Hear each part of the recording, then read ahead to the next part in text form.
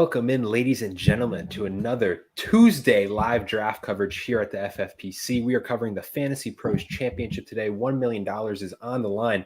I'm your host, Aidan LaCoria. Joining me, Dave Tripoli, and our special guest today, a back-to-back champion of this very contest, co-host of the First and 15 podcast, Abib Agbetoba. Abib, thank you so much for hopping on with us. Excited to discuss all things as we already have an exciting draft underway. Yeah. Thanks for having me, and kudos and props to you. I mean, the way you pronounce my last name, I mean, I'm just, I'm, love it. It's tough, man. It ain't easy. Yeah, he did it with such ease too. It just like rolled off his tongue. He's been trying to try that all day. He's been sitting there just reading it back and forth. Yeah, I mean, God knows some of my pronunciation of last names of players in the draft, like Andre Yoshivas. We still haven't gotten that one down. You try hard with that one. We have our hits and we have our misses. Unique skill that I definitely greatly appreciate. So kudos to you. All good. So AB, off the bat, we've had some crazy drafts. This is Terp, unless I'm misspeaking, this is our first time seeing this. 3 running backs off the bat in this contest. Have not seen that in one of our live coverage. We see CD drop into the 105. Maybe even though positive news came out today, Todd Archer saying that there's been more positive talks. He falls to the 105, and you start off Christian McCaffrey, Breece Hall, Bijan. AB, last time we had you on was during the Fantasy Pros Hardway draft, and you selected Breece Hall at the 101. I assume that nothing has changed in that regards, that you're still advocating for Breece Hall to be drafted very high in these drafts. Yeah, exactly. I like the way that you term that, very high, not necessarily the 101. If you're only doing a few of these, who knows how many, chances you get, or shots you get at drafting CMC. So I don't, malpractice for me to tell you to fade and not take him at the 101. But, if you're asking me if I got one magic bullet, it's probably Breece Hall. It's been going back and forth between Breece and Bijan. I think, it was Breece to start off, then Bijan, I'm kind of back on Breece. So it's one of those things, splitting hairs, depending on the day, depending on the hour, depending on the second, one may be over the other. And it's no shot at Christian McCaffrey.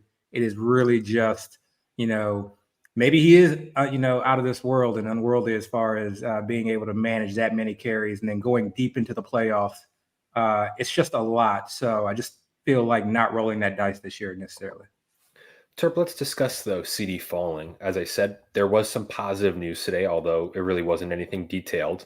But we have been talking about when we'll eventually maybe see an impact of the holdouts for respectively CD Lamb, Jamar Chase on ADP. Up to this point, it hasn't, but CD drops to the 105 with the first receiver off the board being Tyreek Hill. What do you make of this? Do you expect to see maybe this happen a little more commonly the closer and closer we get to kickoff with no contract for CD Lamb? I mean, the closer we get, people are going to get scared. People are spending a lot of money. So, I mean, they see a guy who potentially could hold out.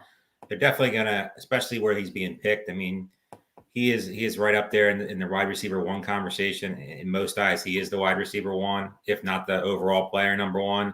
So it's definitely a tough spot for drafters drafting this late because, I mean, most people are just, if they're drafting, like you said, one draft, it's hard to just be like, I'm taking CD Lamb, and you don't really know what's going on right now because you're spending a ton of money. And if that's your only team, it's a big risk. People that are doing a bunch of drafts, they don't really worry about that. They're going to take as much Lamb as they can get. And hopefully that the news comes out a little later and they get a little bit of a discount, build some different teams. But I'm not that worried about CD Lamb. I think that deal gets done. Jamar Chase, a different story. I think that one could be a little bit more tricky because he does have 2 years left on his contract. And the Bengals pretty much already came out and said, they're going to try to hold firm as much as possible. Whether that lasts, we'll see. For a team that in some people's eyes have Super Bowl aspirations. So it's definitely a tricky spot with 2 clear-cut top 7 picks, not in camp right now. And even if they get in camp, you don't know if they're in football shape, if they're ready to go. You have the hamstring worries. You have just the nagging injuries. It's a big risk to select these guys right now. I'm not sitting here saying I wouldn't. There's one, obviously CD Lamb I would take and not really think about it. But as we get to drafting in Vegas, it could get a little bit more tricky if Lamb and Chase are not in there. AB, it's been happening a lot, and each time I'm going to bring it up because it feels like the in vogue, the strategy to have this year, which is the double tap elite tight end. You see it most often in that teams in the 11 spot, 12 spot. We have it again here in this draft, the mad genius of football. Out of the 12 spot goes Sam Laporta, Travis Kelce. I mean, we saw this early in the year, and we talked about it a lot. Oh, this could be a really trendy strategy, but the amount I've seen it has surprised me. I've asked our guests who have been on when this has happened, just their thoughts on that start, and how would you build out a team following a 2 tight end start, and then getting to a point where it's almost the amount of people who are doing it takes away some of the value of executing that strategy. Yeah, I think the kind of the very nature of the ADPs right now is that there's that clear, at least we want to assume clear tier break, and so the question thereafter is, okay, what next? And so if you don't want to necessarily or don't believe in Saquon or Jonathan Taylor because they're their quarterbacks are going to still rushing touchdowns or they may not be as involved in the passing game, then maybe you don't want to take those guys that high. I think it's not for me. I can't necessarily say that it's a wrong strategy. I want to say if correct me if I'm wrong, but I think based off of last year, as far as teams who advanced to the tournament, quite a number of them had sort of kind of the 2 elite tight end build. Even though a lot of those elite tight ends were hurt, Mark Andrews and whatnot. So I found that kind of odd. I don't know. I think that was maybe just more of an anomaly than anything else. But I think if there's a year to do it, this is a year because, once you pass that, that first tier, that first round tier, it is a lot of question marks. And, we kind of talked about it on our podcast. You could argue, it sounds weird, but you could argue that rounds 2 through 4, maybe even going into 5 is just one giant tier. And actually, I can kind of prove it because guys, for those of us, and you guys know, who started drafting immediately after the Super Bowl, we were getting guys like DK in the late 4th and 5th. Puka was, or Cooper Kupp was in the late 4th round. Deebo Samuels was going in the late 4th. A lot of these guys were going in the late 4th round, but now you're seeing Cooper Kupp going towards the back end of the 2nd. You're seeing Deebo at times, with the questionable Ayuk situation going in the back of the 7th. Even Mark Andrews at times was going, he was living in the late 3rd round. So, the board kind of fluctuates. I think Saquon, and this was because of his, he had, I think was unsigned at the time, was going in the 3rd round too as well. So I think for me, I try to not view this and not, adhere to what the ADP says, and more so really try to kind of think outside the box of who do I really think, is going to provide me the most fantasy points consistently. I'm trying to move away from the term breakout because I feel like, it's a very subjective term and doesn't really help out with the discussion. So I think just the kind of blanket statement of who's going to score me the most fantasy points, that's how I try to think. And so if you want to start off with the elite tight ends, because, there's a clear tier break, at least in your mind, and they're not going to make it back to you in the back end of the 3rd. There are a number of wide receivers that go with that 3-4 turn that, who knows, a week from now, we may see, again, them move up into the early 3rd.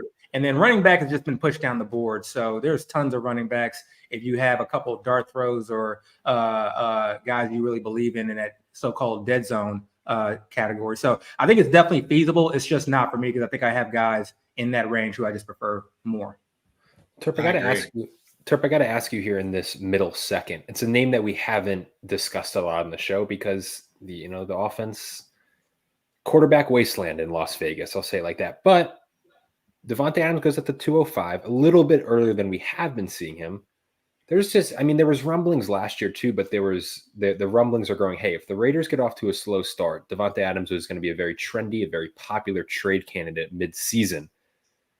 How much, if any, do you factor that in when drafting that? Hey, maybe Adams' situation, he's going to get peppered with targets in Las Vegas, who could serve him well in a PPR format. But do you factor it all in hey, I think there's a good chance that he might get moved to a better team in season?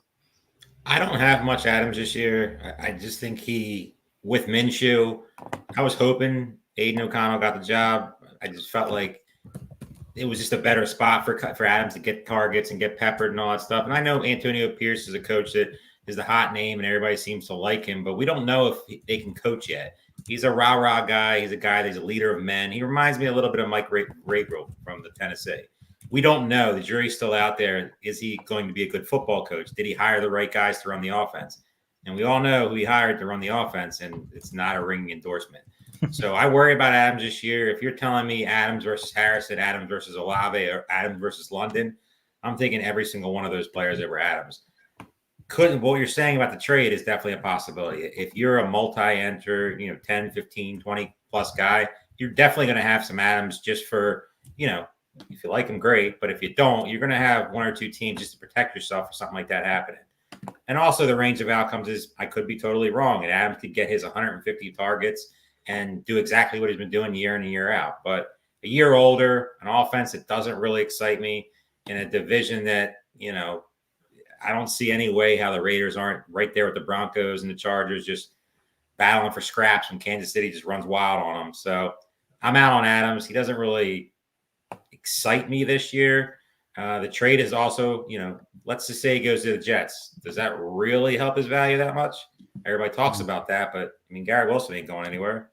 Aaron Rodgers is going to be sitting back there throwing the ball 40 times a game. I know it's his guy, but there's obviously some good spots he could go to, but it's hard to really guess on that.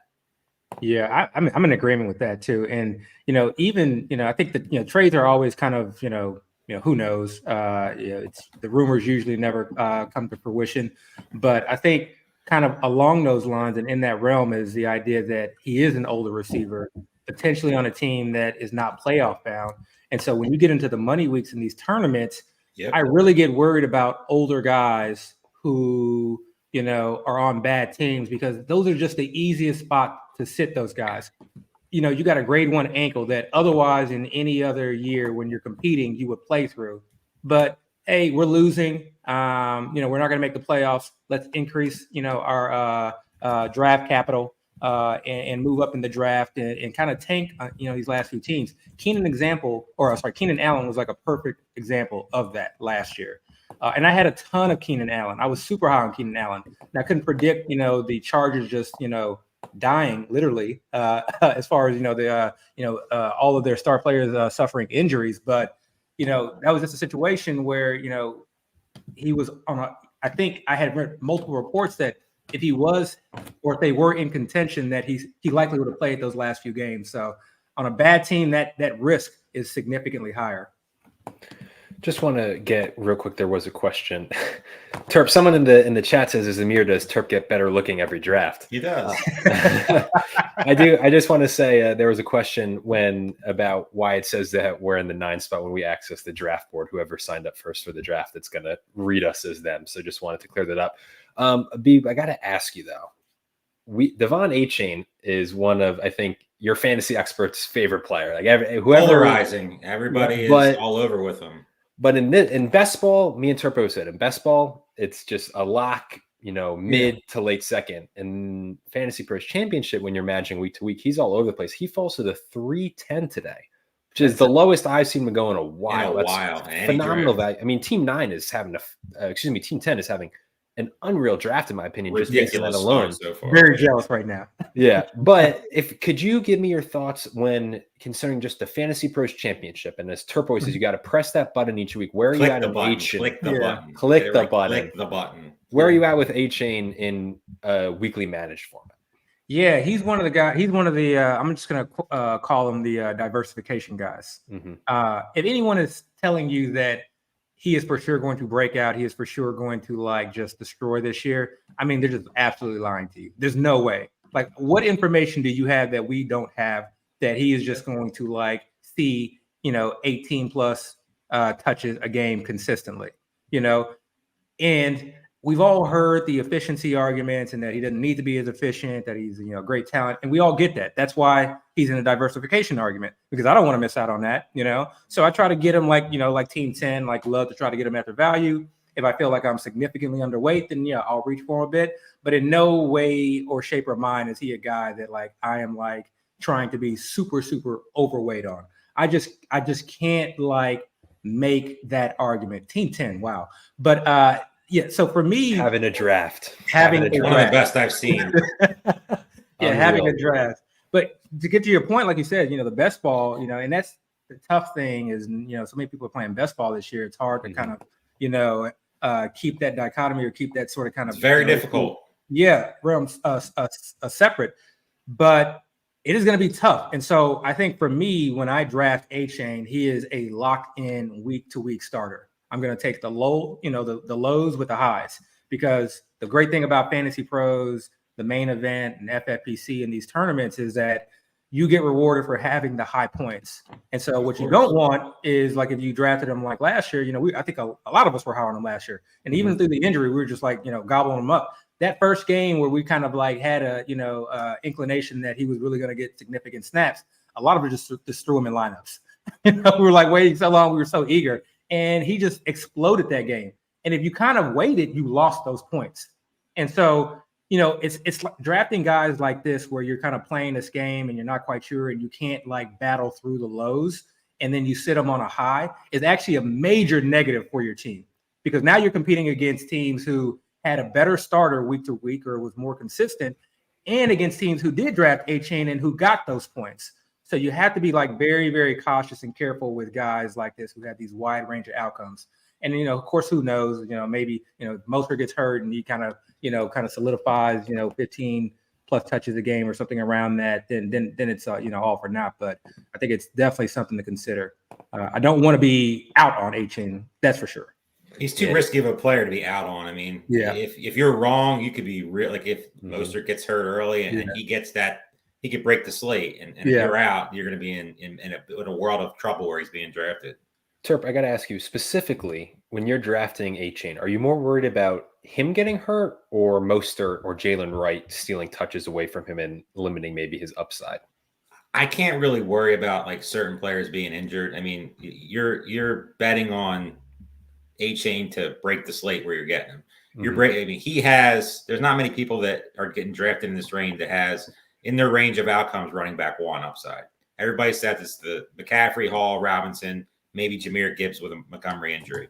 Besides that, I don't really see any guys that, the Taylors, the Barkleys, the Henrys. It's not in the range of possibilities for me, at least. But A-Chain has that, and he has the ability, he has the pass catching ability, he has everything you look for and everything you want. But I just don't think Mostert's going away, and I'm a little underweight on Mostert right now, and he's definitely a guy that as we get later in the process, he's still cheap enough to where I feel like he's got to add some. Just because if you're getting let's just say you get half of what you got last year, which is a ton of touchdowns and the yards and everything, and one of the best offenses, if not the best offenses in football, he's going to be annoying enough to where A-Chain might not get the ceiling that you want, and Mostert, Jalen Wright also is there. So to me, I love A-Chain. One of the biggest A-Chain guy, tons of A-Chain everywhere. I'm not downgrading him at all, but it worries me that Mostert hasn't got phased out a little bit. If they didn't bring Mostert back this year, where's Devin A-Chain going in all seriousness? And Jalen Wright. They drafted Jalen Wright in the third round. Yeah. Jalen Wright looks good in the preseason. He's right up there with Jahmyr Gibbs. Yep. AB, I got to ask you while I have you on, because most people, as you said, know you 2019, 2020 champ in this contest, but I also love knowing you and talking Texans with you. Based on what you've seen in the preseason so far, and we've discussed it briefly, but I think you could probably elaborate more. Is there any interesting trends that you're noticing from their wide receiver usage? Does it spell concern for Tank Dell, like some people are saying? What can you tell us about maybe the Texans preseason and their starters usage? And what does that tell us about fantasy football this year for them? Yeah, I may have my fanatic lens on, but I just feel like the usage really is not going to speak much to what we see. I don't think there's necessarily a rhyme or reason. Tank is also kind of, somewhat involved in the kick return. So, I mean, there could be a number of different reasons. Hey, Diggs new to the offense. Let's get him, get him a little bit more involved. Let's kind of move him around and see, where he's more comfortable in the slot or out wide. What does it look like with Dell in the slot and Diggs out wide? Let's see where these guys sort of kind of, fit the best. Can we move these guys around and still kind of keep the same pace in game as far as rotating players? And then again, we want to keep Dell fresh. He is kind of coming off a couple of injuries, so we don't necessarily want to overload him, especially if he's going to be, returning kickoffs. So there's just so much, I think, preseason usage is definitely, I'm not, saying that it's irrelevant or that you can't take anything from them, but it really is a case-by-case situation. And a lot of times we just aren't in the rooms to know why coaching staff did, certain things. So I don't want to put too much stock into it. the Texans are hard. They have a lot of different weapons. I think the most, eye-catching thing to me was seeing Dalton Schultz get a couple of targets. It's kind of something I never really considered, was that, not necessarily that he's going to have a breakout year, but that, opposing offenses are worried about Tank Dell, Nico Collins, and Diggs. So they're going to get all the attention, and then you're just going to see Schultz with just amazing, one-on-one matchups, especially over the middle of the field. And he could really be that kind of, I want to call safety blanket, but that nice outlet when the other guys are there. So, what it kind of comes down to is that there's so many weapons on this team that it makes it very hard to just be, go in all in on one guy. But we're seeing that across the league now. So before in the past, I could just say, you know what, I'm just going to focus on teams with narrow target trees. And to some essence, we still are doing that. I mean, if you look at the draft board, teams with narrow target trees, those receiving options are up first, second round. And then when we start to see the target tree start to spread out a little bit, then we start to see kind of players, kind of throughout. So it's already kind of built into the ADP. But if you remember last year with the Texans and with really any team in the NFL in general, people get hurt, things happen, people get, set out for certain reasons. So in today's NFL, you sometimes got to bite the bullet and say, okay, I can't just be out on this guy because, not to kind of use a cop out, if an injury happens, but injuries will happen. And even without injuries, they're still going to hold quite a bit of value. So I personally like Dell the most out of all of them, but I have quite a bit of Nico still whenever he kind of falls to the third or at times I've seen him kind of in the early fourth. Diggs is the one guy that I've just sort of kind of been out on. And, if I don't necessarily know that's going to hurt me too much, because I can't just see him just absolutely dominating and bogarting targets with the Texans. So, Terp, I got to ask you, we've been talking about it. It's been like the Brandon Ayuk situation has been going on like a month now. Sign the contract already, Brandon. What are you doing? But this is our first draft where we've seen George Kittle go above Brandon Ayuk, which is a little surprising to me because like CeeDee Lamb, Ian Rappaport, it was kind of non-news, but Ian Rappaport today was saying that he still expects Ayuk to sign and stay in San Francisco. So again, like a gleam of positivity, yet Ayuk continues to drop. He's been going mid-fourth. He goes in the late fourth today. We've seen him fall into the late fifth, depending on the draft over the last couple of days in the FantasyPros Championship. Just what do you make about – first I'm going to ask you, what do you make about Kittle going above Ayuk? Do you think that's the right move? I guess it probably is more dependent on build and if tight ends are getting pushed up like they have this draft. But then I want to also hear about your thoughts on Team 3, which I think has assembled a pretty good team, and some of that is getting Ayuk to fall to them in the late fourth. I've been very outspoken on Brandon Ayuk. I think he is the best value in fantasy drafts right now. And if you're telling me I can get him where this guy got him, Team 3 and Team 10 right now are battling back and forth because just two powerhouse of drafts so far. I mean, getting Ayuk at this spot, it has to be one of the latest he's fallen in these contests, especially down at this road. What if I told you 5'10" is the latest Ayuk has fallen? Where? What, like in the FantasyPros Championship? When? Over the last 2 days. Probably when people thought he was going to Pittsburgh. I mean, 5'10", I need to start getting some more of these. 5'10" for Brandon Ayuk. He should be a second-round pick if he signs. I mean, why shouldn't you take Brandon Ayuk over Nico Collins or Deebo Samuel or Metcalf or Smith? Not Smith, because I love Smith, but guys like, why is Ayuk getting drafted behind DJ Moore? In what world? I know people love Caleb Williams, but if you want to go Ayuk versus DJ Moore, who I like, but I mean, you saw what Ayuk did last year with limited targets compared to everybody else. Let's just say the 49ers are a little bit worse defensively. Let's just say that division's a little bit better. Stafford throws the ball around a ton. Kyler's back. Geno has plenty of weapons, and they're in more close games where they got to throw the ball more.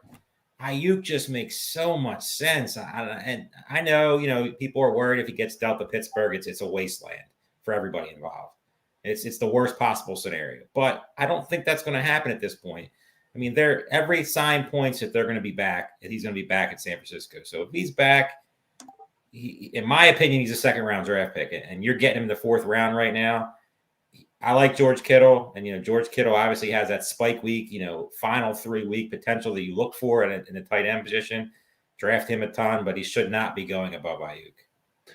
AB, speaking of Pittsburgh, let's go back to Team 9, who we've been singing their praises, but I got to ask you about their 5th-round pick. Steelers in their second game of the preseason played pretty much most of their starters most of the game against the Bills backups, and their offense mustered 3 points. Does that give you pause when drafting Pickens, or are you still in the boat? It's like, hey, and I largely am too, that you just kind of sometimes you can overlook preseason. You can't put too much into it. But then you see things like that, and it just, again, gives you a slight pause. George Pickens, wide receiver 30. Can you give me your outlook on Pickens and how much concern do you have about that Steelers offense weighing him down? Yeah, so I don't know, maybe it's confirmation bias, but yeah, this preseason usage, I was just like, yeah, it's like this really affected or confirmed my priors. But yeah, I've kind of been, really not much in the Pickens. I mean, most of the season or draft season, I feel like he's been going kind of in the 4th round, late 4th, early 5th, and just a lot of guys that I prefer to have over him. I just do not trust Arthur Smith. I don't care what he did in Tennessee. Thank you. I just don't trust him. And this was like what, the icing on the cake. And it was like, okay, I feel good with this decision now, is that I saw Cordell Patterson getting touches with the first team in preseason. And this was before the Jaylen Warren injury. Mm-hmm. So that was enough for me to say, okay, I'm not playing this game. I'm not playing this game. You can have it. This is, if I miss out on Pickens and probably a low pass volume offense, I'll probably be fine.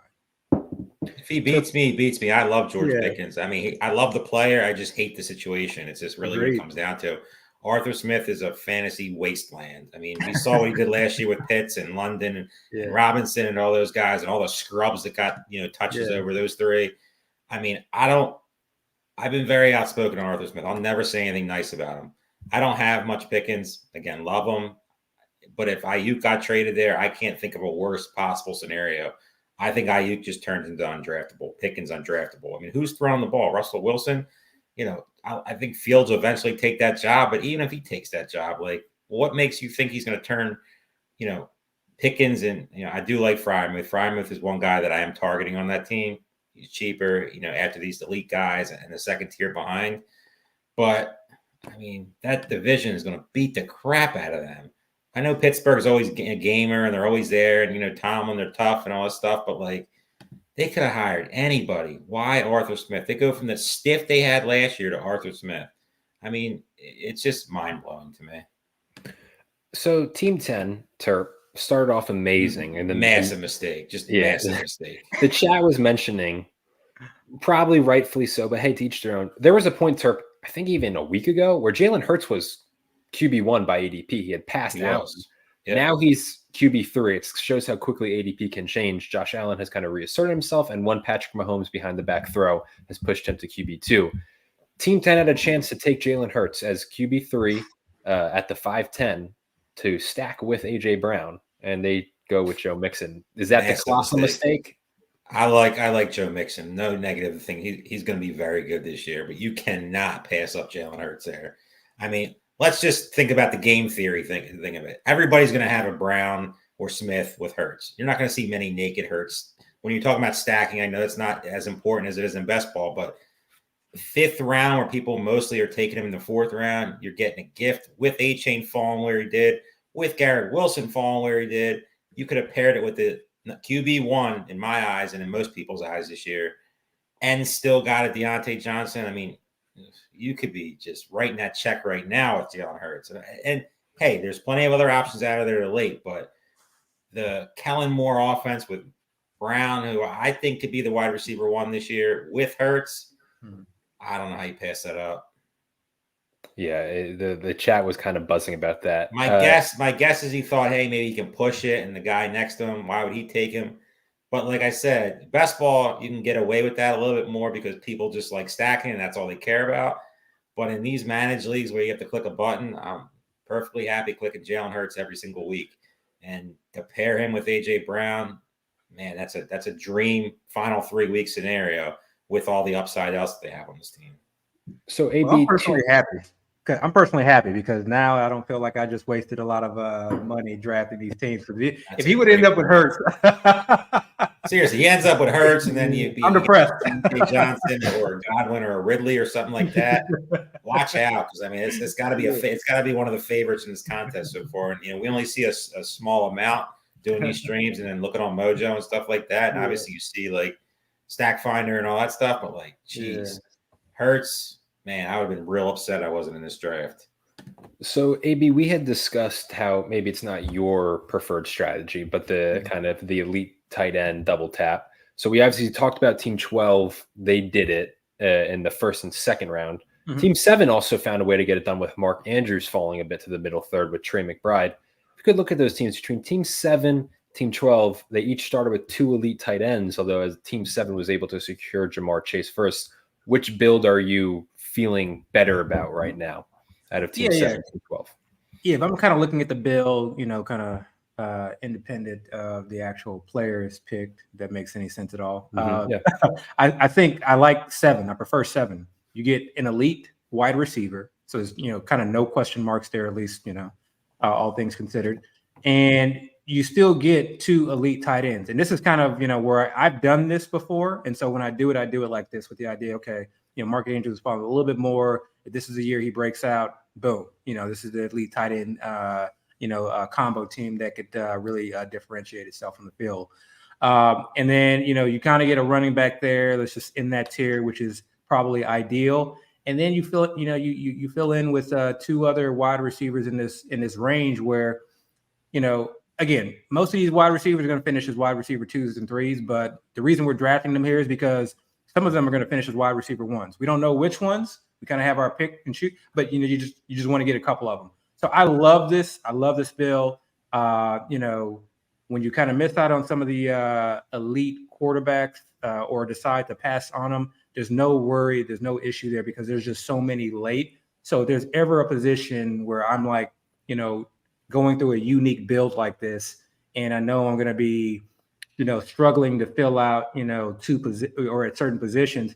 This is a perfect year to be able to do that because you can, at least used to be able to get, Jaden Daniels in double digit rounds, but those days are over. Yeah, but you can get Caleb Williams. You can get Caleb Williams, and there are other guys there too that you can kind of, double up on and try. I think Dak, I guess, is falling quite a bit too now. Pretty bad. With all the news. So that's side note, like one of the things that I will do is, and I guess I have the luxury because I do a lot of drafts, or at least I draft kind of throughout. I think I kind of have like a 1 to 2 a week schedule from the start of from the end of the Super Bowl, but I try to just like fade the hype because I know that's going to drive up ADP, and I know it's hard. It's really, really hard. It's like it's 100% the equivalent to like the stock market.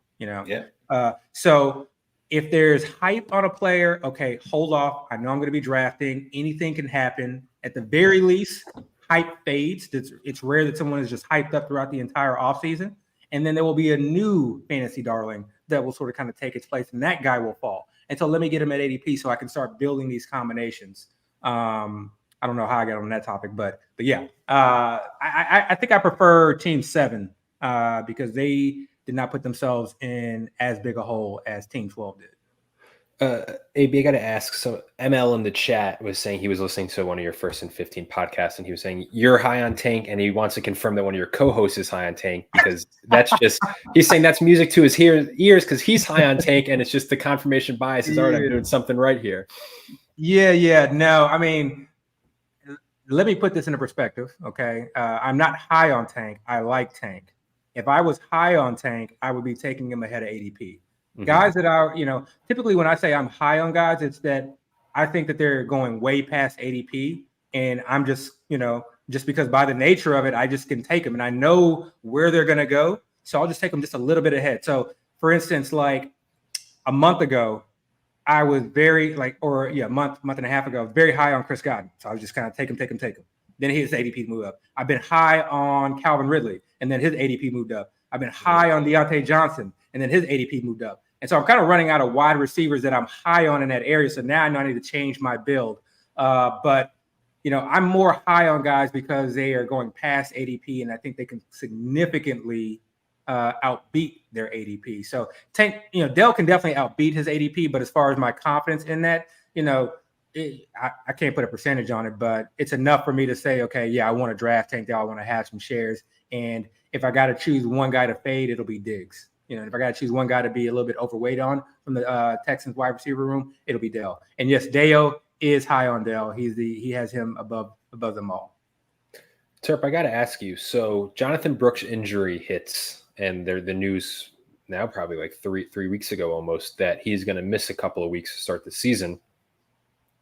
ADP drops 9th round. It's the earliest I've seen him in a while. Main event, he goes in the middle of 7th that we did on Sunday with Howard Bender. Goes in the middle of 7th. I'm literally looking up, did I miss anything? But could this just be that drafters maybe are readjusting? They overreacted a bit, and people, especially like Team 6, which already has Derrick Henry, already has Kenneth Walker, for that sprint, which we always talk about, that Jonathan Brooks is going to be hopefully fully back 100% from the ACL injury come weeks 15 through 17. And drafters are a little more confident now. Hey, he's going to miss 2-3 weeks. I'm not going to need him for those 2 to 3 weeks. He'll be healthy, and then I can get him in his lineup when I start that push for the $1 million. What are your thoughts on his ADP kind of shooting back up to the 7th, 8th round? Brooks is definitely a player that I was cold on to start the process. I was more thinking, yeah, Hubbard's going to be there. He's going to, be annoying enough, and the coaches aren't going to just not give him the ball. He's a veteran. Canales obviously is we saw what he did with Rachaad White last year. He's going to be the guy even when Brooks comes back.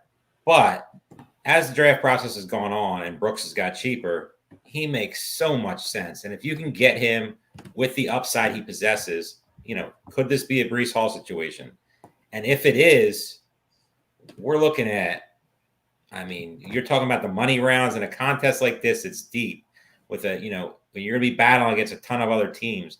If you can figure out a way to get some Jonathan Brooks teams, and he is 100% by, let's just say, week 10, and takes that job by the time the season's over, and they don't just tank it and give up, you could be sitting on a gold mine. So he's definitely a guy that, as the draft process is going on, I remember the first couple ones we did, I said I'm pretty much out on him. He's not a guy I'm going to be drafting because his ADP was just a little too rich for me. But it has died down, especially in best ball, and definitely in these fantasy pros and main events. He's at a value right now where I'll take that shot. If I have 2 running backs ahead of him, like a Henry and a Walker, I can take a chance with a guy like Brooks, because in this range where he's being drafted, do I get excited about Najee Harris the final 3 weeks, or do I get excited about Jonathan Brooks? I'm not saying Najee Harris can't get there, or DeAndre Swift. He can't.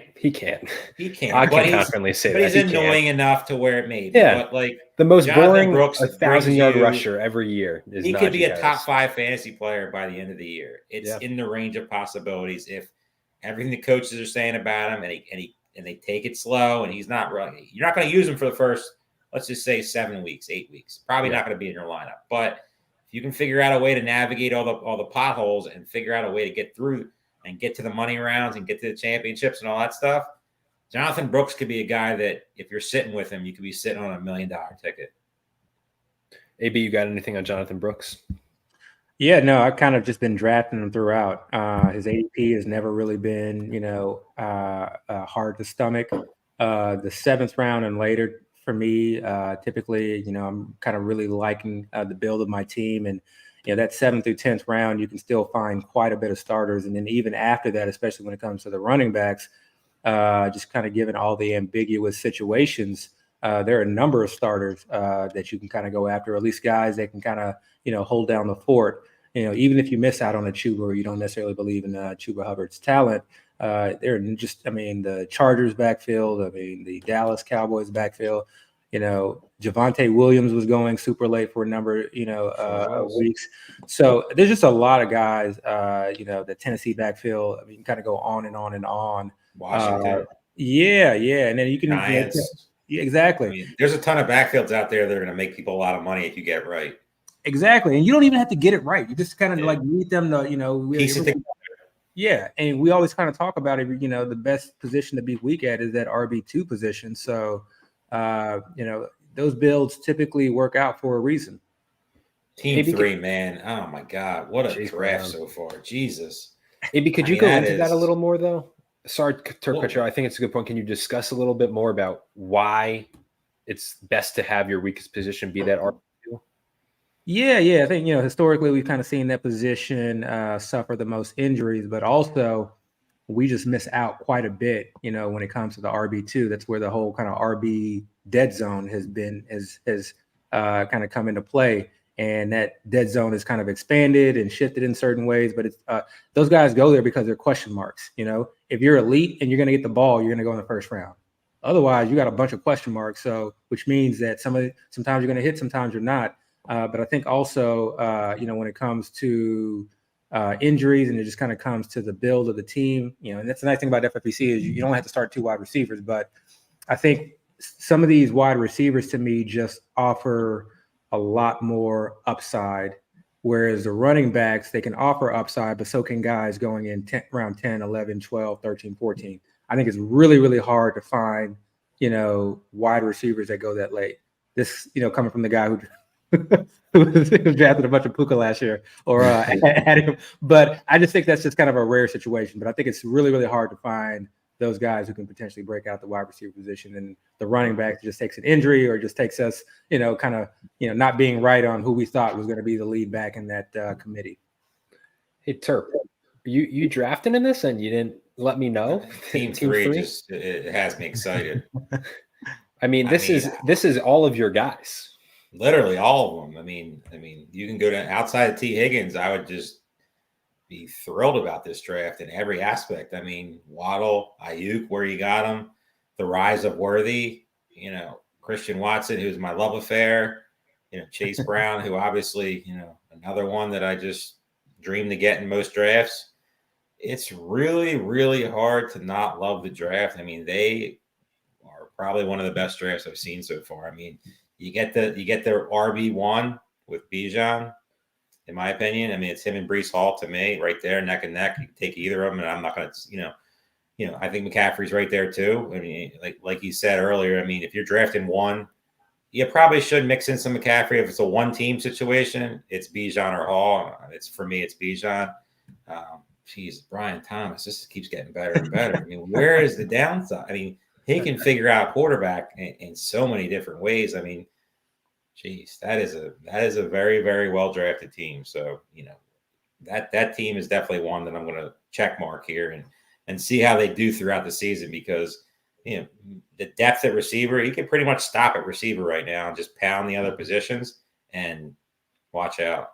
I mean, Terp, with full bias, as we're prone to do on the show, we were worried. No, with Chase Brown, when he had that unreal week of press, and like, man, his price is just. What I really want to happen is I want the starters to play a little bit in the preseason. I want Zach Moss to start with the starters, and get some sort of work to get that Chase Brown just next week and the week after, right when the season starts. I want that Chase Brown just to dip, stay in that 8th round, maybe sneak in the 9th. I don't think it's going to happen, but I know I'm grasping at straws here. But because he was getting up there in the 7th, I saw him going to 6 in some rounds. Yeah, he remained steady. Like for somebody with a ton of Chase Browns in every format possible, I was happy with that. But also, I'm drafting a bunch of main events here soon, and I don't really want to see 6th round, 7th round Chase Brown. Give me him in the 8th. Be thrilled about it as my RB2 in most builds that I'll build, and let's go. AB, I got to ask you. You mentioned his name earlier. Jaden Daniels, the last couple of days in this format, has been going on average at the 9.12. He goes at the 8.07 today, and it only feels like it's going to keep going up because what we're seeing with Cliff Kingsbury, the pace, how good he's looked in the preseason. I mean, his rushing upside, I could go on, but can you talk to me about Jaden Daniels? Are you comfortable drafting him at a QB7, 8th round price tag, or is that getting a little too rich for you for a rookie quarterback? Yeah, I mean, it's tough because, I've been just drafting him in double-digit rounds. It's pretty much he's my highest owned quarterback. But is he worth the 8th round? Yeah. But this is, to me, not necessarily a Jaden Daniels discussion. It's kind of more just there's so much depth at quarterback discussion, because I'm seeing Joe Burrow, still on the board. So, and I've gotten quite a bit of double-digit Joe Burrow teams. So if you're asking me, Jaden Daniels in the 8th or Joe Burrow in the 10th, giving some of the guys I can get in the 8th, like, would you rather have Jaden Daniels and whoever this guy gets in the 10th, or would you rather have Chase Brown and Joe Burrow, or Tony Pollard and Joe Burrow? So I think for me, I think it's fine drafting him in the 8th. These quarterbacks got to go somewhere. People aren't going to like draft not everyone's going to push down. At some point, you're going to like draft a quarterback, or those elite quarterbacks are going to go off the board. But that round 8, is pretty much like almost the end of that sweet spot where you got some real guys like Tony Pollard could be a thing. Chase Brown, we talked about, could be a thing. Maybe not so much. I don't know about Curtis Samuel, but Javonte Williams could even be a thing. So there's some guys that are that are just like us. They could really, really be difference makers. And if I got to give up Jaden Daniels and my consolation prize is a Joe Burrow, I probably would take Joe Burrow. All that being said, yeah, very much high on Jaden Daniels. Yeah, Joe Burrow, he does go at the 9-12, which is pretty crazy for a guy who we've seen be an elite fantasy quarterback. Obviously, does have some unknowns coming back from the injury, and then obviously Jamar Chase holding out. But gotta love that value. Curtis Samuel, 808, but he's going to miss the start of the season with turf toe by some reports. This is a guy you were super high on. I assume this injury has deflated all of your interest in Curtis Samuel. It's definitely not there. I mean, not in the 8th round. I mean, I was definitely Samuel over Coleman, Samuel over, Shakir, anybody else you want to draw up there, the Matt Collins of the world and guys like that. But turf toe is an annoying injury. I mean, he's going to miss some time, likely. Even if he's back, is he 100%? He's not the model of, injury. He's always hurt somehow. I mean, yeah, they said they're going to use him the ball, throw him the ball and move him around and all that stuff. But I don't see it. I mean, if he falls to double-digit rounds, yeah, I'll probably mix in some. Maybe it's a guy that I'll use in a couple of weeks. But I don't know how you would click that button early in the season where you're being drafted and let me see that guy's roster. I mean, he's his wide receiver too. That's not a roster build that I'm excited about. I mean, CeeDee Lamb obviously have the questions, but that should be fine. But you're telling me he's got to trek out and click the button of Samuel, who's probably not going to be ready, or Jerry Jeudy. That's not a recipe for success. So bummed about that. Don't think I'm going to go crazy adding either one of the other two guys. I don't love them that much. Somebody's got to catch the ball, but I think if anything, like you said, quarterbacks are the value in fantasy football this year. So like you asked your question about 4th round Josh Allen, who we know has game-breaking upside and all that stuff, or 9th round, 8th round CJ Stroud, Jordan Love. Yeah. Compared to the other guys you can get with Josh, you could have got Brandon Ayuk. So we'll just say CJ Stroud and Brandon Ayuk, or Josh Allen and Ladd McConkey. Yeah, that team is like the definition of when value-based drafting goes wrong. So it's like, I'm just going to take whoever falls to me, and there's 4 running backs. Obviously, Barkley has his questions. I love ETN, but, there's still a little bit of question there. Yeah. Kamara, getting up there, had a little injury. Taysom Hill's going to be annoying. Dennis Allen's an idiot. Najee Harris, you got Jalen Warren, hamstrung right now, but he's not going to go away. And then who knows what Arthur Smith's going to do. So you're going to start those 4 guys. It really doesn't excite me. It's not a build I'm really into. It just feels as though if they could redo it, I don't even mind the start through Kamara, but then I feel you got to hammer receiver and maybe just take a punt on tight end. Goddard pick is early to me. I mean, you don't need Najee. You just don't need him. You don't need. I think Goddard's a little early. I would have pushed it and targeted a Freiermuth 3 rounds later. And I love that offense. Obviously, in Philadelphia, being a homer and being an Eagles guy, but Goddard in the 6th round is too rich for me compared to where I've been seeing him go in some of these drafts. And then Najee is just not a guy that, if I had a pick right now, it'd be Najee over Warren. I said that before the injury, but there's no guy that I'm really excited about outside of Freiermuth, just because the tight end position is a little bit weaker this year, and if you miss out on some of these guys, but that roster, Mooney in the 10th, like, you really going to click that button week 1? Like, this is not a build that I'm excited about. Sorry, whoever drafted this. AB, I got to ask you, between kind of the end of round 9 through the middle of round 10, we had a pretty big running back run. Devin Singletary, Jalen Warren, Zach Moss, Blake Corum, Jerome Ford, Trey Benson, J.K. Dobbins all go off the board. Out of those names, is there anyone that you are in on? Is there anyone that you kind of foresee making a big jump into this year and outperforming their ADP? No. That's fine. But I mean, if I kind of had to if you had to choose, you had to choose one of the 7. I mean, if I got to choose, I'd probably either take Blake Corum or J.K. Dobbins. I think the other, Devin Singletary, the odds-on favorite to lead this group in overall fantasy scoring, but he's Devin Singletary. He plays for the Giants, so I mean,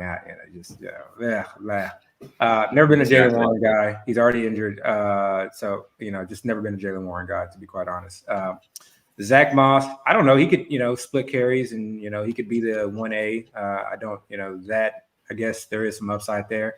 But I say Blake Corum because he's one of the few situations where I feel really, really confident that he is a handcuff and that he's in a situation where if the, guy ahead of him goes down, he's going to see that guy's, good percentage of that guy's workload or maybe even more. So really love that. And I think he's appropriately priced as far as handcuffs because usually those guys, I don't want to be drafting early. Jerome Ford was that guy I thought last year, and we saw what happened. So it's kind of just been, not necessarily in on him for that reason. And then I just don't like what's been going on with Trey Benson and the usage with the Cardinals. This is not the same offense as, the Cliff Kingsbury offense. And for whatever, I don't know if other people do this, but I kind of I can't separate the two. The Cardinals are the Cardinals, but they're a completely different team. And totally different. And I say that because the running back usage is different. When Cliff was there, Connor was playing all 3 downs, was seeing some passing down work, was kind of thinking a 2-minute, the offense was moving so quickly and they really weren't taking guys off the field. But last year, I think we maybe were mesmerized, towards the end of the year, James Conner, and he was getting a lot of touchdowns. But I think we kind of missed out on the fact that he was coming off of the field on 3rd downs. I think he was coming off of the field, in the hurry up as well. So if those touchdowns aren't there, that's maybe not a situation where the lead running back is a true 3-down back. And if that's the case, then, Trey Benson, who's kind of still has not been able to kind of really work his way up, on the depth chart, he's at the entire training camp. So that kind of just worries. I mean, probably he'll get there eventually, draft capital, talent, etc. But it just worries me that he's not there because there's something they're not trusting him with, or there's something that they're not seeing to just get him in, into that role as the lead RB2. But don't be surprised, and I have some James Conner too as well, that if we get frustrated if he doesn't score a touchdown because, DeMarcado's in on 3rd down, or because who's the other guy they drafted from the Jets? Yeah, because somebody else is in on 3rd down and James Carter's not getting it. Yeah, exactly. So expecting a rookie to come in, post injury to then also take, over the 3 downs when James Conner himself, is not getting the 3 down worries me a bit. So I think he's a little bit overpriced as far as the handcuffs go. And I say J.K. Dobbins because I guess to this point, I was completely out on him, to start the year, but I just can't ignore all the positive news coming out of training camp. And he's still going so cheap. I mean, he's moving up a bit now, but still 10th round, double-digit rounds. We don't know what's going on there. And so, I'm not going to ignore the, camp news anymore. That guy is going late. That's kind of a guy that actually I've been clicking the button on quite a bit lately. Yeah, Dobbins, that's one of the highest he's gone over the last couple of days. The highest he's gone is the 10.03. He goes at the 10.06. On average, he's going middle of the 11. So a bit of a push there by Team 7. I will say Trey Benson, a horrendous preseason debut. No way around it. Follow up with a little positivity, though. I mean, better week 2. It wasn't anything amazing, but at least there were some positive developments there. I'm surprised he hasn't fallen more. I like him a little bit more than most, but it's a muddy situation, and it's a situation that even if something happens to Connor, you don't know if Benson's going to be the guy. I mean, they're going to mix in some annoying guys. I feel like it's a Harrison, McBride, Kyler type of situation, maybe mix in a receiver. But to me, the running backs are just – I'm not really in the Connor bandwagon. I have some, but not compared to most. And then Benson, I have a little bit more than most, but not anything that's going to be – compared to some of the guys that are being drafted around them. Like Blake Corum to me is just the clear-cut leader of that pack. I mean, I just feel like I'm not a Kyron Williams guy. So, if Kyron Williams does break down or they try to get him a workload, lighten it a little bit, I feel like Corum can get that job, take it, and then just, could be, one of the best values in drafts right now. He's probably one of my highest earned running backs. I know we talked about that the tight ends are admittedly just kind of gross late in drafts. I mean, very gross. There's a big tier break, and I don't want to talk about him too much. And AB, you already kind of mentioned, hey, like I don't try and put too much into preseason usage. You can't like base too much on that. The one preseason usage that I am fully running with is the Bears tight end usage because of Shane Waldron's history, his love affair with Gerald Everett. We've discussed it before, but are you surprised Cole Kmet isn't dropping more in these drafts? He's still getting drafted pretty consistently as a top 15 tight end, granted 11th, 12th round. But this is a guy, in my opinion, I want to see if you feel the same. This is a guy who should be dropping by way more because there's a legitimate chance that Gerald Everett outsnaps him this year. Yeah, no, I 100% agree. I've never understood his ADP at all throughout the offseason. I mean, I just do not understand it. I think, we're in 2024 now. If you're ignoring the offensive scheme and you're ignoring the change in offensive play caller and offensive coordinator, you're really doing yourself a disservice. So this is not the 2023 Bears. Who cares about the quarterback situation? But this is a brand new offense. You mentioned Shane Waldron, but also, you bring over Keenan Allen, you draft Rome Odunze, you sign DJ Moore to a long-term. They're telling you how they feel about the receiving room. So do I expect Cole Kmet, to really kind of command targets over any of those guys? Is in a managed format, when I got to, start guys week to week. What's the difference between Cole Kmet and I just wait and get Hunter Henry? Theo Johnson. Absolutely. Yeah. This is a weird thing. I just completely miss out on all these tight ends in this range right here. And then I'll wait till like round 16, 17. Yeah. And you mentioned Theo Johnson, there's Hunter Henry, there's guys that like actually have the potential to be, 1, 2, or at the very least Parkinson. 3. You can keep going on the list of guys who are just. So that's where I take my dart throws. Terp, I got to ask you, we haven't talked about it in a bit, but TJ Hawkinson's probably going to miss 4 to 6 weeks. Just kind of always been the case, although he is, by all accounts, a little above, ahead of schedule in terms of his recovery and his rehab. Still missing some time. Team 6 drafted Amon-Ra St. Brown in the first round. I know that part of the draft board's cut out. If you're drafting TJ Hawkinson as your tight end 1 and you're kind of loading up on some other names, is a guy like Tyler Conklin a guy that you like, Terp? Is this kind of the way to go about it if you're drafting TJ Hawkinson? Or are you entirely just out on drafting Hawkinson in all scenarios? I'm mostly out on Hawkinson in all scenarios, but if I were to be in on him, which I have a little bit lately, more than I pretty much drafted none of them early, and I never really saw the draw to where he was getting drafted because the injury is a very, very bad injury, and that team is very, very bad. With Darnold, especially no McCarthy, we don't know what's going to happen there with Addison. I mean, there's a lot of questions with that team, especially in the passing game. But as a tight end 1, I mean, Tyler Conklin is probably not the guy that I'm going to come behind with him with. I mean, he's a 8, 10, 12 point guy. I'd rather take a shot if you're going to do it. Take a shot on Theo Johnson and hope for the upside. He's this year's, top 10, tight end 1 that always comes out of nowhere. Or a guy like Parkinson, or we keep going down the list of guys who are later that make a lot more sense. Tyler Conklin's okay, but is there ever a world where Tyler Conklin is going to be a fantasy superstar or a fantasy guy who's going to get you consistent points to where you're going to be able to, when you look at 1v1 versus Laporta and Pitts and Ferguson and, Ingram and all those guys, you're going to be way behind the 8 ball at that position. So when Hawkinson comes back, it might not matter. So will I draft Hawkinson? The only time I'll draft Hawkinson if he falls to a spot where I think makes a lot of sense and I look at the guys around him and there's nothing else that really excites me. And if I draft a guy above him like an Andrews or a McBride, then I don't have to worry about him for a while. He's not somebody that's going to be a roster, issue for me. And then if everything works out and he comes back and by the time the money rounds come, he could be a guy I can pair with Andrews or pair with McBride and make my rosters a little different because I think most people that are drafting Hawkinson, they're drafted him and then doing exactly what this owner is doing and doing a Conklin and doing a Clement or a Schultz and thinking, hey, I can get by till he gets back. And I just think that's a risky proposition.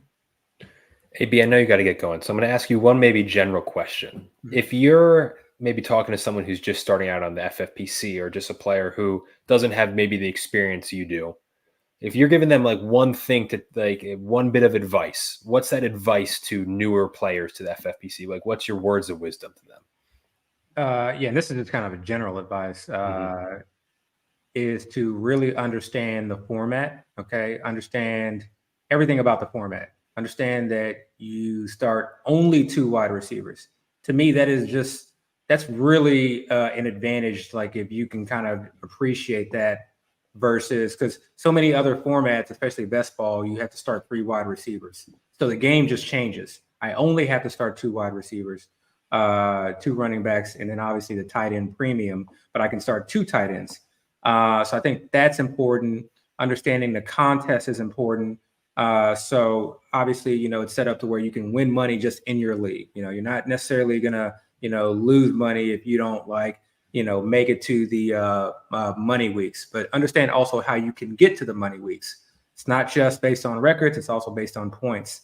And then the last thing that I would do is, especially if you're new to this format, so you can try and get a good lay of the landscape, is to go to the stats page, click on 2023, 2022, and sort, based off a quarterback, because, certain formats have 6 points per passing, TD, things like that. Sort based on quarterback, see where quarterbacks break, create your own kind of tiers based on what you think of fantasy points. But specifically do it for running backs, wide receivers, and then lastly for tight end, so you can put the tight end premium into perspective. Because I think it's really, really hard to do, to understand, like, okay, a tight end can, like Evan Ingram could be extremely inefficient, but he catches like 80, 90 balls, 100 balls, like he's just going to outscore almost the majority of the wide receivers going between rounds 2 and 4. So those things I think can really help prepare you and get you right. But hopefully not too right, because I'm competing against all of you guys. You got it. AB, before you go, just please tell us where we can follow you on social media and where we can find your guys' podcast. Yeah, so I'm at Skywalker 2000, Skywalker with an A, not an ER, 2000 on Twitter. First and 15 on Twitter as well. We're also on YouTube. We First and 15 podcast, which is also on YouTube, Apple, and Spotify. So yeah, we have tons of pods. I think we pod kind of on a weekly basis, especially throughout the off season. We try to really talk strategy. So, pods from, 2 months ago, I think, can still be very, very much relevant and provide some prep moving forward. But yeah, this was a great time. I mean, I just love this format that you guys have. I think you guys do a tremendous job of it. I struggle myself with like doing a draft and then trying to like talk through it or talk about it. Hard. It's hard because it's just, even the words coming out of my mouth seem very mundane, but the way that you guys do it and the way that you kind of, have this set up, I mean, this is really good. It's a great listen. You asked like what guys should be doing. They should really just be listening to this, to be quite honest. I mean, what better like insight as far as like how to prep for a draft or how drafts go than just to like actually watch drafts and actually have people comment, people who have skin in the game, people who know what they're talking about, people who are familiar with situations. So yeah, this is great. This is great. No, we appreciate that. And again, we do appreciate you for hopping on, sharing your wisdom. Follow him at Skywalker 2000 on Twitter. Ladies and gentlemen, the back-to-back champion of this very contest in 2019 and 2020, Abib Agbetoba. Sir, we'll see you soon. Happy drafting. There you go. See you, bro. Terp, I got to ask you back to the draft, and that was fantastic as always. Again, anytime you can hear advice from someone who's been there, done that, not once but twice, who's beat a 15,000 player field twice on back-to-back years with 2 totally different rosters. Got to do it. I mean, it's impressive. Absurd. But I got to back to the draft. I got to ask you. When I ask you about a Dallas Cowboy, Dak Prescott, at one point was going in like the 8th round. He was going near CJ Stroud, Jordan Love. He was going ahead of Kyler Murray's Jaden Daniels. A precipitous drop, right? There's been, nicked up in training camp. CeeDee Lamb's holdout is concerning. He doesn't have a contract. But at some point, Dak Prescott in the 12th round. Ridiculous value. Compared to people who were getting him in the 8th, 9th, sometimes even the 7th, got to feel great if you're team 12. I look at the same situation 3 rounds above. Joe Burrow versus Dak Prescott. Mm-hmm. Dak Prescott in the 12th round versus Joe Burrow in the 9th round. If it was me, I would love to ask this owner if we could bring him on one time and ask him, would he rather totally take Burrow out of there and take one of those running backs he could have took, add to that nucleus, and took Dak and would have been very, very happy? Because what's the difference? Lamb, holdout questions. Chase, holdout questions. Yeah, I know T. Higgins there, and Dallas has a lot more questions, but Dallas has Ferguson. Bengals don't really have a tight end if you're not a Gesicki stan.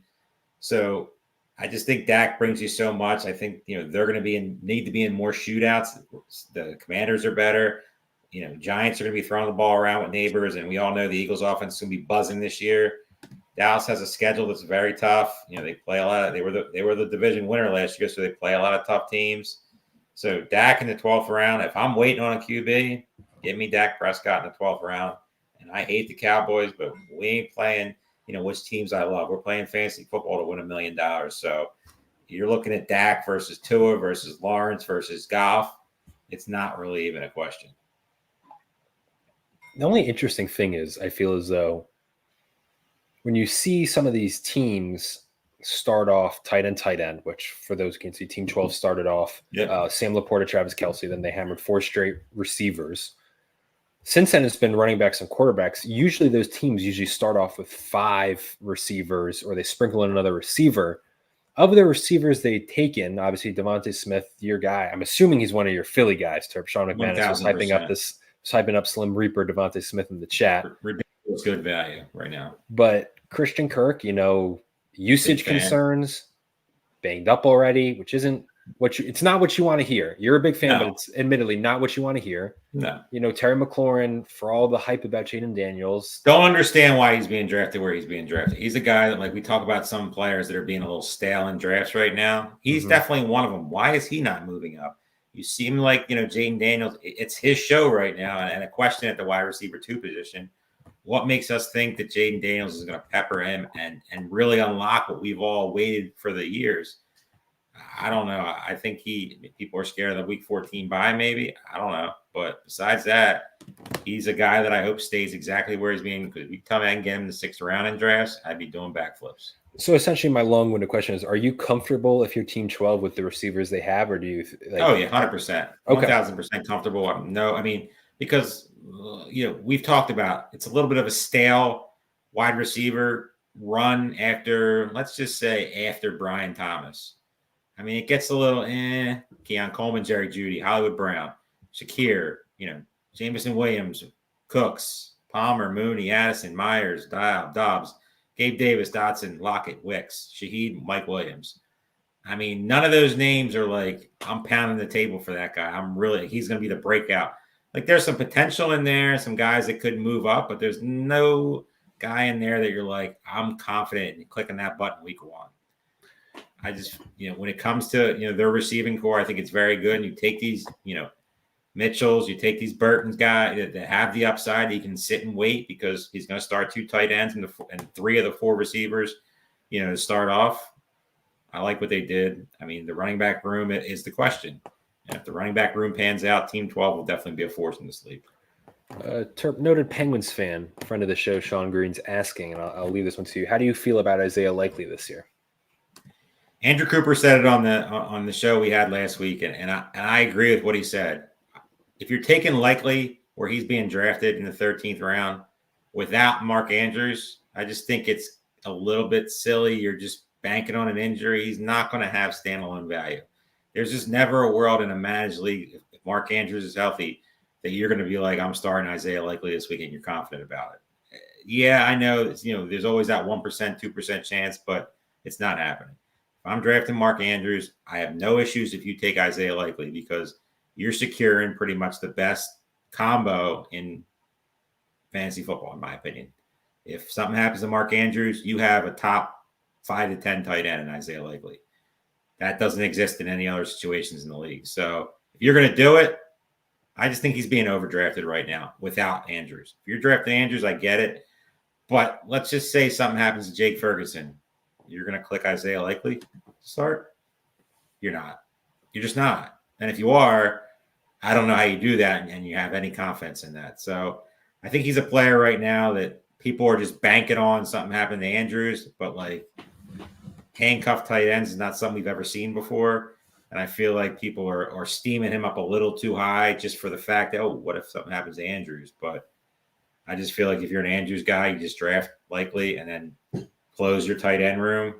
Maybe take a flyer like a Theo Johnson at the end, or Ben Sinnott, player like that has like a long, they're going to sit and wait a little bit more. But just taking him as your backup, I don't see any value in that whatsoever.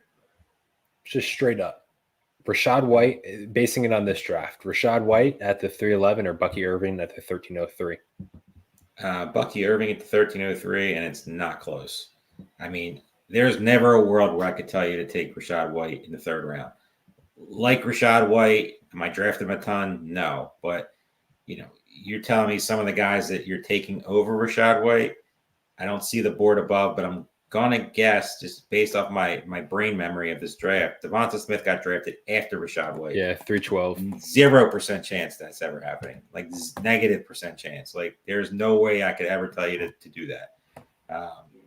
Devonta Smith, we talked about it a billion times. If he plays the slot, even if he doesn't play a lot of slot and they mix and match with him and A.J. Brown, you could be talking about a wide receiver, top 5 receiver by the time it's all said and done, all things considered. So definitely Bucky Irving. I think Bucky Irving is going to be annoying. He could be also, in all seriousness, Bucky Irving could be that rookie that people are hyping up and he can catch the ball and he can do all this and then just turns into nothing.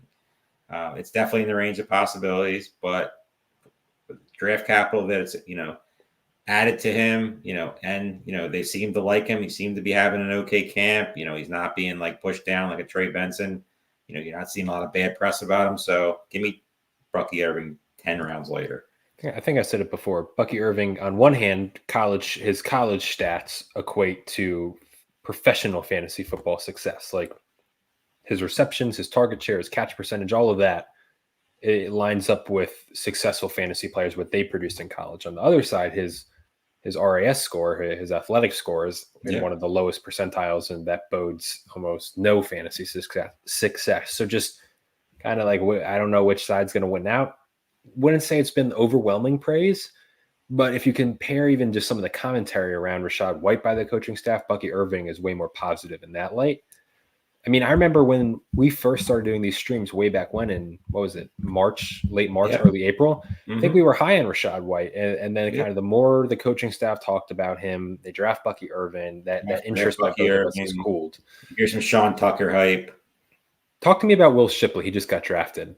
Team 3 who selected Bucky Irving grabs Will Shipley. Saquon, we know, unfortunately, over the last couple of years has not been a pristine bill of health. Banged up at practice the other day or today. I think he nothing major, just an annoying, they were rubbing his back, stretching him out, nothing serious. He was signing autographs after, nothing to be worried about, but it's definitely a worry long-term. Saquon Barkley is not a guy that, I have a main event draft coming up next week with a good friend of mine who, we draft together. He's not a big FFPC player, but he's all in on Saquon Barkley, and we're picking late in our draft, and we're just trying to fight it off. And I told him, like, I'll do this for you, but then after that, it's going to go back into my control. So we'll see if I budge, but just I don't see. Does that make you like Shipley then? Maybe late. I like Shipley. I don't like Gainwell. I saw what Gainwell was last year. I he was a guy that I owned a good amount of. With Swift last year, thinking like, hey, one of them are going to get there, and they're both kind of cheap when it all was said and done. But I do like Shipley. I just feel like he's the guy that if there was going to be a long-term injury to Barkley or he gets banged up, misses some games down the stretch, his coaching staff likes Gainwell, and Gainwell's going to be annoying, but I feel like Shipley's going to get enough chances to take that job if something happens to Barkley. So if you're telling me the handcuff to get, it's definitely Shipley. Paul Teixeira in the chat says Musgrave used to be drafted ahead of the Conklin, Schultz, Kmetz. What happened? You're a fan of the Packers weapons. What are your thoughts? All those guys are just really difficult to if you're drafting best ball versus a managed league where you have to click the button. I'll say it 1,000 times. It's probably going to be a team name that I'm going to have to name, you know, in my Vegas draft that I do. But we talked about all those guys: Schultz, Conklin, Komet, you know, Musgrave. Who else is in that range? Not, likely we talked about, but the issue with them is like, yeah, they're backup options, but like how many chances do they have to be the first, second, in some eyes, the third option on the team? Look at Dalton Schultz, 3 receivers. Look at Musgrave. You have Reed, you have Dobbs, you have Wicks, you have the almighty Christian Watson. You have Cole Kmet, DJ Moore, Roma Dunze, Keenan Allen, DeAndre Swift, like even Tyler Conklin. You have Garrett Wilson, Breece Hall, Mike Williams. Like a little less there, but like Aaron Rodgers is not going to be chucking the ball 40 times a game. I mean, it's just not happening coming off a major injury at this stage of his career. So when you're drafting these guys, like what is their path to be the guy that you select every week to be your starter? It's much more difficult in a managed format. Give me the upside play like Sanat. Give me the upside play like Greg Dulcich. You know, even a Cade Otton, you know, is tough to click anymore. And I like Cade Otton a lot. Hunter Henry, you could easily tell yourself a story that Hunter Henry is the #1 target for New England. Yeah. Jonnu Smith, he's my guy. He's a guy that I've been just hitting in drafts because he's not going to be the top 2. He's pretty much he's free, and he's not going to be above Waddle and Tyreek. That's obvious, but he's, in my opinion, the clear-cut third target. Obviously, you're going to try to throw any chain in there. That's fair. But he's going to have plenty of work. And like Kyle just said, give me all the Colby Parkinson I can get. I mean, he's a guy that I feel like nobody knows about and they still don't know about. Still has not been drafted. So sorry if I say his name and he gets sniped. But, I mean, McVay is going to use his tight ends. And if – you know, you could easily see a path there where if something happens to Cup or Polk, they paid him to Puka. You know, he's a little banged up going into the season. You look at these tight ends, like we've said it a bunch of times, the top 10, 11 guys, and then there's a big drop off for me, big one. Don't want any of them. And then these late tight ends, yeah, they're wild cards and they're flyers, but Theo Johnson, Ben Sinnott, Dulcich, Gesicki, not really. You know, Davis Allen, no. But, you know, we'll see. But even Noah Fant, like, love Noah Fant. Always love Noah Fant. But what's his path? JSN, Lockett, you know, DK Metcalf, Geno. Like, you need him to turn to the ball, a team that's going to be throwing the ball a ton. So, as much as I love Noah Fant, it's more of a basketball play to me. Terp, I asked Howard Bender on Sunday when we did main event coverage, and I don't want to, you know, repeat the same question, but I think it's a good one. I want to get your opinion on it. And that is, we kind of like felt like it was some, you know, bizarre world, but we were out here praising kind of Zeke Elliott and his value and liking those picks. But last 2 weeks, Rico Dowdle has flown by him in this draft. Rico Dowdle goes at the 11:07. Zeke goes at the 13:04. Are you buying the Rico Dowdle buzz, or are you kind of thinking that Zeke could even be a better value now? The words we most popularly use is like, hey, who's going to be this year's Gus Edwards? The guy who's falling into touchdowns left and right and does just enough in the rushing game to provide legitimate top 24 running back value week in, week out. Are you liking Zeke even more now in the 13th round? Or are you this year's Gus Edwards might be Gus Edwards. I mean, okay, it might be. I mean, do I like Zeke? Do I love him? No, but I see the path in the 13th round. Like, you might get some startable weeks early, you know, but it's just such a best ball. You'll get them weeks to where it won't matter. In managed leagues like the Fantasy Pros and the main event, it's just a lot harder of a click. I'll take the upside with Rico Dowdle. He's just a guy that I've been targeting a bunch. He's definitely one of my highest doing running backs. I like the upside. Do I trust Mike McCarthy? Do I trust Jerry Jones to not give fat Zeke the ball? No, but unless they add somebody in these next 2 weeks where there's a lot of potential moving parts in the next 2 weeks, that guys who are, you know, not being drafted, Dameon Pierce, Rashawn Johnson, Khalil Herbert, who looks like he has a solidified value, but Cam Akers, Elijah Mitchell, Cam Akers. That's the one question I wanted to ask Abib before he got out. I didn't get to it was, is Cam Akers for real? Because he's looked good this preseason. You look at all these teams, Samaje P. Ryan, guys like that who could be dealt or could be traded. Like, if they land in certain spots, like, watch out. Like, they're going to be guys who are going to move up in that Bucky Irving, Tyler Algier, Ezekiel Elliott. Like, what if Samaje P. Ryan goes to the Chargers? I'm just using a round thing, or Dallas. Like, he definitely has value as a guy who could take a job, and we've seen it. Is he superstar? No, but he's a guy that is serviceable for a couple of weeks until one of these guys emerges. So you got to pay attention to these next couple of weeks because things are going to happen. Like I always say, like there's certain players you wish get traded. The number one guy on my list that I wish got traded, which got traded is Brevin Jordan. I would love Brevin Jordan on certain teams. 2024, man. You got to let it go. I'm aware. I'm not letting it go. If you put him on certain spots, he would be, I'm not sitting here saying he's going to be a superstar, but in certain spots, he could be a very, very good tight. He's buried. So, you look at certain players. You are holding on to your Brevin. You're sinking. Never letting go. Never letting go. I've let go of certain guys. Marvin Mims, no. Diamond hands on Brevin. I can't. It's going to be really, really hard in a main event or a Fantasy Pros that I'm going to be doing a bunch in the next, I don't know, how many days to the season starts? 14.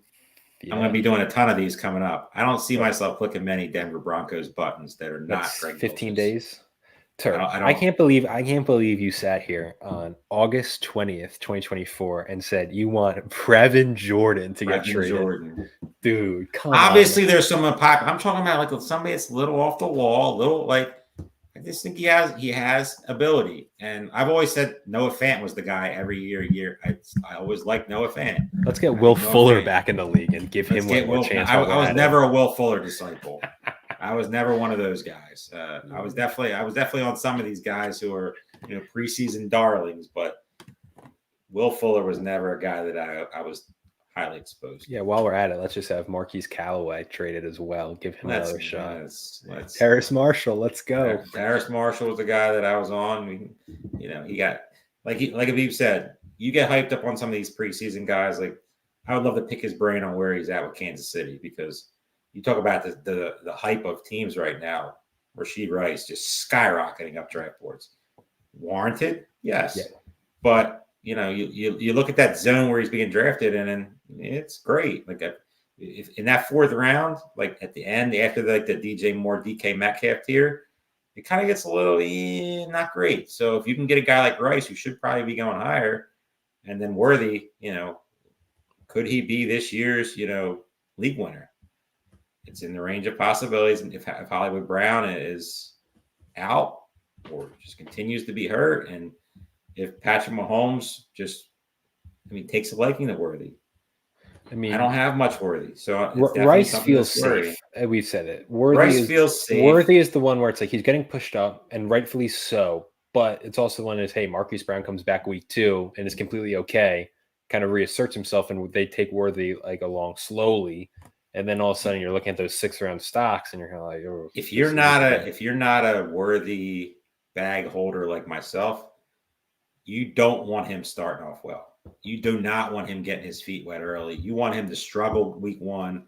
You want him to, drop a touchdown, get in that doghouse a little bit early to Andy Reid to where he mixes in some of these ugly guys like Justin Watson and Tony, if he's still alive, and Sky Moore and those annoying just pests, or he just peppers Rashee Rice with a ton of targets. Because if Worthy if you see that, let's just say 5 for 110 and a touchdown to start the season, it could be a long year if you're not holding them Worthy bags. Because if Mahomes and Worthy start figuring it out with his speed and his big playability, it could be a dangerous predicament. So Worthy's definitely a guy that I'll pay that 6th round price as we get closer, because you don't want to be stuck with nothing. Because I was more on the Hollywood, more on the Rice bandwagon, but Worthy's definitely a guy that I'm going to have to eat the bullet because it's not one that I want to be sitting there with nothing.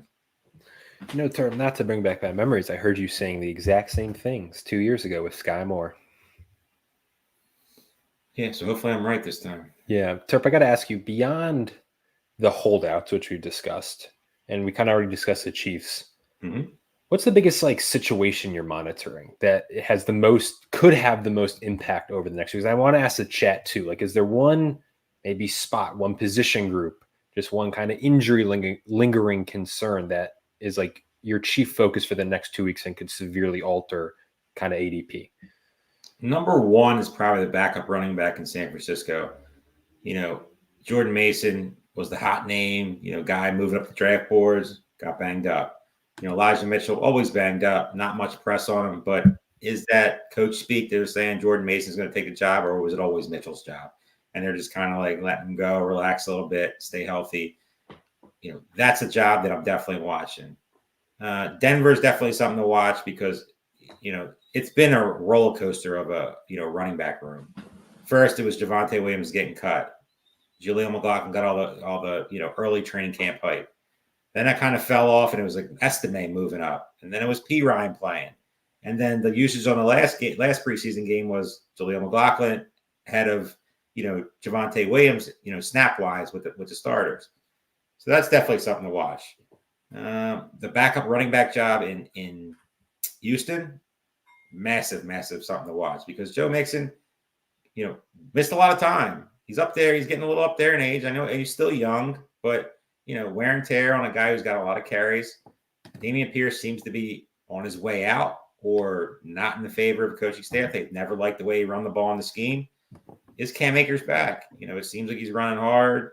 A lot of what I'm watching is the backup jobs, and seeing exactly where these guys, where it ends up. Because you look at a guy like, we talk about guys being traded, Roschon Johnson, if he gets dealt,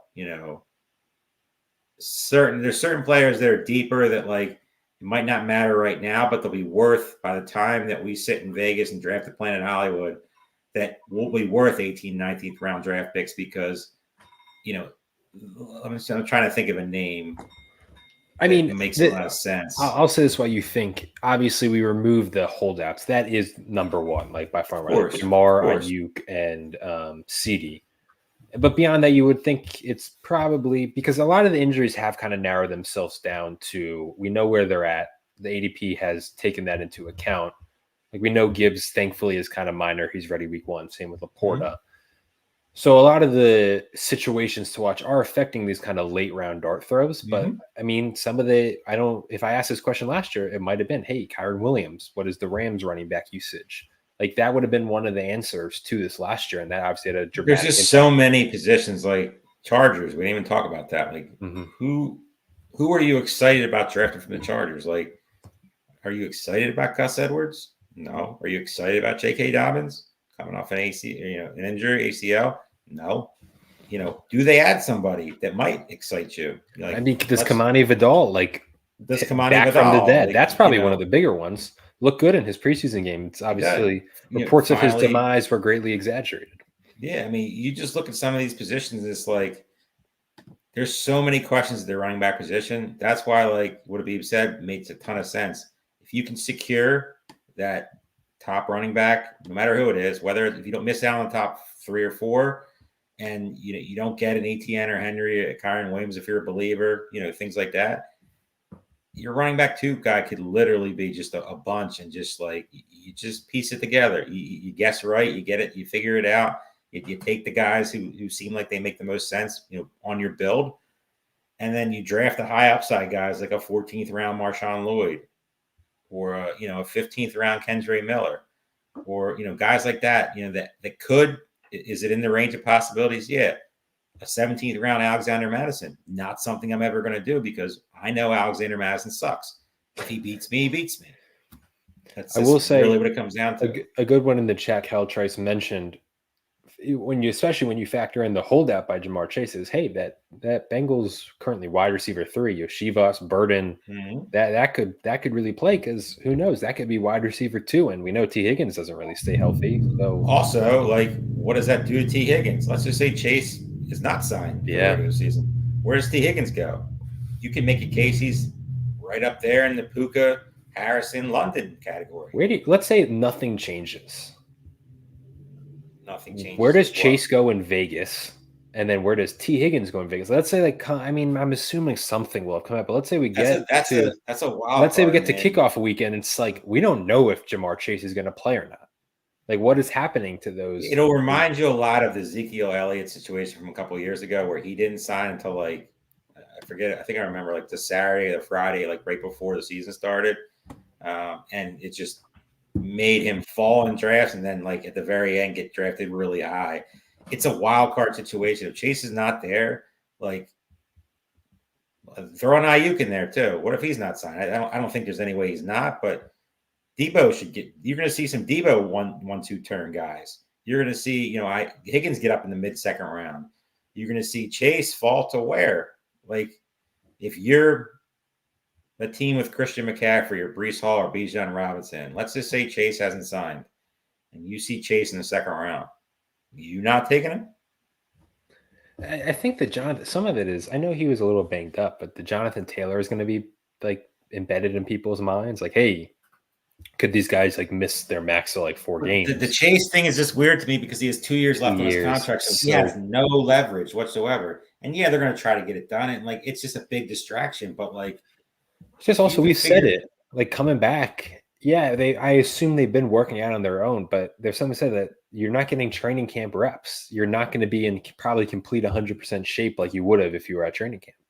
If you're Jamar, if you're drafting that Friday in Vegas or online or wherever you're drafting in the main event or FantasyPros Championship, and Jamar Chase is not signed, and you have one team, you're never taking Jamar Chase. You're just not.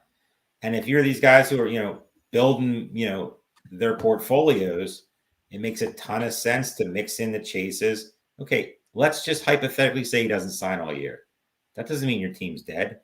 But if that factor comes in and he signs like right after week 1, you could be sitting with a McCaffrey Chase team.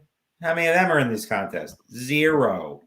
And you could be sitting on a team that just destroys the league when everything gets going. So they're always worth the risk, players like that. I mean, you look last year. It didn't work out, but all the Cooper Kupp teams that fell. One big week, got hurt, pretty much was washed all season. Christian Watson fell in drafts last year after being steamed up so high. Never worked out. But still, you saw the big game that he had, that if the health was there, you always take a shot on those guys. And Jamar Chase is a potential overall number 1 player.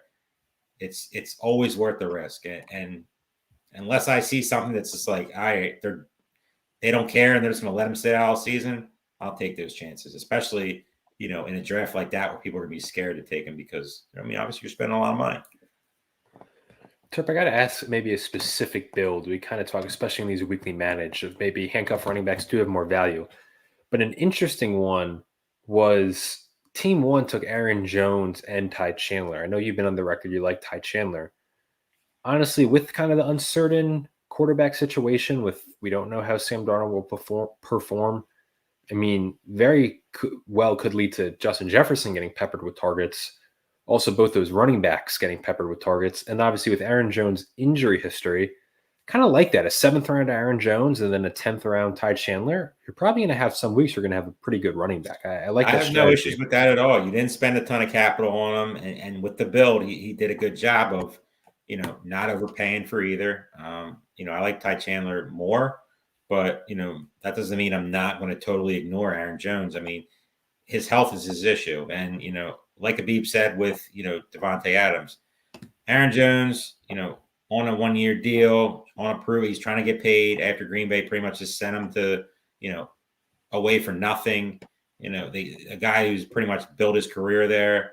He's looking to take that next step and get some sort of paycheck next year. So if the Vikings are just terrible at the end of the season, when it matters the most, and I can get some Ty Chandler in that offense. We saw what he did last year. He was a guy that was on a lot of teams that made a lot of money. That had it, whether it's Fab to pick him up late or had him all year. He's a guy that I've really, really liked this year. And, is he a guy that you're probably going to be clicking right away? No, but if something happens to Aaron Jones, he has running back 1 upside. And there's really nothing behind him that's going to tell me anything different. Coaching staff saw what they had in him last year. And he's definitely going to get some work. I think it's going to be a 60-40 type of situation.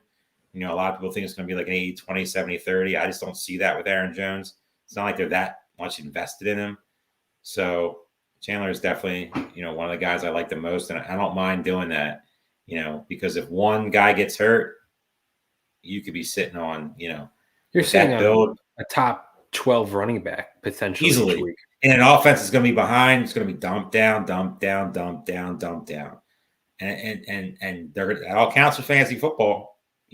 We saw Breece Hall last year, all those, 10 catches for 80 yards. Guess what? That's 18 points. Doesn't matter how he gets there. All that matters is what goes in the scoring system. And it's always worth it. Yeah, and people in the chat are mentioning, and it's true. We talk about Vegas a lot, and we obviously last couple of years we've done live stream theirs, and we talk about the free look. They were just talking about, and it's a good thing the last couple of rounds as we finish up this draft. This is going to be the craziest year yet, because not only do we have 2 free looks, it's 4 really good teams. Really good teams, really good offenses, really good, really top-end players. Go down the list. A.J. Brown, Devonta Smith, Barkley, Hurts. Goddard, Jordan Love, Josh Jacobs, Watson, Reed, even Goddard. You said it perfectly. Worthy, Rice, Mahomes, Pacheco, Kelsey, and then Andrews, and you got Lamar, Henry, Flowers, and Lamar. You got, let's just say 16 guys. It's probably more than we said, but the 16 guys who could easily move up multiple rounds. Like, let's just say that Zay Flowers goes for 7 for 99 and 2 touchdowns. Where does Zay Flowers go? And you know how these leagues work. He probably goes at the 1-2 turn. No, I would say he goes in the 3rd. No. If that happens, we'll have a side bet.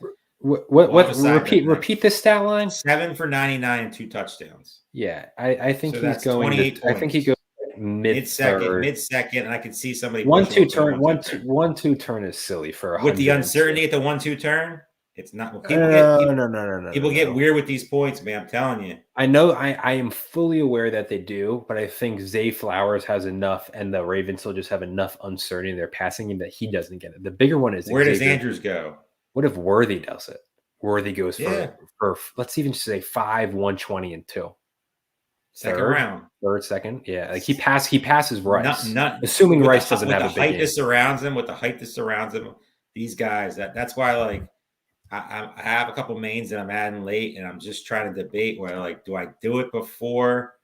And not that I think that the draft board's a little stale right now, but they're not, or do I wait for just total chaos? Because to me, total chaos could be fun. And I don't really see a downside to total chaos, because let's just say everybody sucks. Let's just say both games are 17-14, 16-13. That's going to push a ton of value down the board that I love. So it's going to be fun. And, definitely those Sunday drafts or Saturday drafts are going to be interesting. We'll just say that. Yeah, it's going to be fun. And it's just, and not only because there's always going to be ADP impact. We've seen it even in the last couple of years, which weren't massive offensive shootouts. But this is now my 3rd year going to Vegas, 3rd year working with FFPC. I haven't seen one of those monster Thursday night opening games. We thought we were going to get it last year, and nothing happened. Yeah, the biggest impact last year was Gibbs ADP dropped, I'd say. And that was really, everything else remained pretty. I think some of the Chiefs dropped a bit. There was some, because obviously Kelsey was Laporta might have moved up a little bit. Laporta didn't even have a great week 1, but he had enough usage. He had enough usage and snap count that real ones kind of push him a bit. It was Gibbs was the big thing last year. And then 2 years ago, it was more about Allen Robinson dropped like I've never seen anyone drop. That was absurd. Just an absolute disaster. I mean, we haven't seen many games that have been Thursday night shootouts. I hope Allen and Diggs rose. Allen and Diggs rose. Mm-hmm. I hope we have 2 chances. We got 2 chances for big ones. So both drafts, both games possess high upside, talent all around. Devonta Smith could be that guy that moves up from the 4th round to the, mid-second. Dude, and it's not inconceivable. And Sean Green has a good question I do want to get to. Remind me to get to that. We saw it even times last year. Let's say AJ Brown has one of his stinkers. AJ Brown, at least with the Eagles, just every year, who knows when it is. There's going to be a couple of games where he just doesn't get targeted, or it's just not working for him. And knowing AJ Brown being the great receiver he is a diva. He'll get upset. Let's say Devontae Smith crushes it, which is very possible. Devontae Smith goes for 9, 140, and just 1. We'll keep it chilling. AJ Brown is a quieter game. AJ Brown still goes above Devontae Smith in the majority of the drafts, but like that gets really close. I think they're both like second round picks then, and it's like definitely get closer. I think any of these guys who, when they get there, I think it's going to be an interesting, if they break out and they have these, 25 plus games. I mean, who's the most interesting? Who's the most interesting one? Worthy? I think it's Worthy. I think Zay Flowers is very interesting too, because nobody talks about him at all. Derrick Henry too. Derrick Henry has 3 touchdowns. He's a 1-2 turn guy. I mean, it's just you just like certain spots in that you just pray like drafts like that. Like I hope like I'm either at the end or I'm at the like 6, 7, 8 slot where I'm not really affected, because I mean, no matter what anybody says, you don't want to start week 1 down 50-0 because of, some guy taking Derrick Henry and, I like the Zay Flowers. Josh Jacobs. That's a guy who's Christian Watson. Yeah, that's true. Zay Flowers is one who's a little bit stale, like for a top 5 round pick, just kind of quiet. If he is a big one, I think it's going to make a lot of people reassess. Like maybe I was missing something, and he's going to already had a good rookie year. Maybe he's going to really go to the next level in his second year and get pushed up. Yeah, I mean, all 4 quarterbacks, 3 quarterbacks that are being drafted in the top 4, and their position right now. I mean, God forbid for you. What if the Eagles like let's say Hurts just lays another stinker continuing? Yeah, let's say it's like we're talking all positives. There's a I don't think people would overreact to it. Chiefs have had some rough starts to their years enough where I don't think people would. They would downgrade them a bit just for I want those week 1 points, but they wouldn't. A rough Chiefs game doesn't do a ton. There's a tough Ravens. Even the Ravens a little. I think like the Eagles and Packers game. Derrick Henry's the only guy I can see plummeting. Like if Henry just looks older, like 12 for 45, like something like that. That's ugly. A good one. But that first game, I'm less concerned. But that Packers Eagles. Let's say like Love struggles a bit and no one emerges from that receiver room. It just tanks kind of all of them. That game is a lot. I do want to get to Sean Green's question. He's asking, is FFPC for those in Vegas attending are we hosting a Friday watch party? It's going to be a smaller affair. I believe look out for it. I'm sure an announcement will go out. Tomorrow registration opens. It will be $50 and we'll be hosting essentially it's much more small. I believe the max is like 250 people. But we'll be hosting a small thing and look for registration on the FFPC main event page starting sometime tomorrow. I don't know the exact time it launches, but they will be hosting. You wear Eagle stuff. Don't be showing up in no Packers crap. It's going to be me versus all the Daves and the Balkies of the world dressed up in their Packer geek cheese heads. So Kyle Trace is asking Turp, do we stream the bare knuckle? As much as I'd want to, I don't know if me and Turp have the bandwidth for that. The 28 rounds. It's a lot. I'm going to be probably at like 12:30 a.m. Eastern time. I'm going to probably be like about 10 high noons deep by that point. I don't know if I'm going to really have the attention span to be dealing with that. I'll say this: our remaining live draft schedule on YouTube is going to be next Tuesday. We have Brian Drake from Fantasy Points doing a FantasyPros Championship draft, 9 p.m. Tuesday. Then we got a main event coverage, 7 p.m. on September 1st, Sunday. And then our final Fantasy Pros coverage is September 3rd. I believe spots are more than available in that one. That kicks off at 8:30 p.m. on September 3rd, Tuesday. And we are going to have the guest on. We have a couple of invites out, a couple of people checking their schedule. So we'll have a guest on.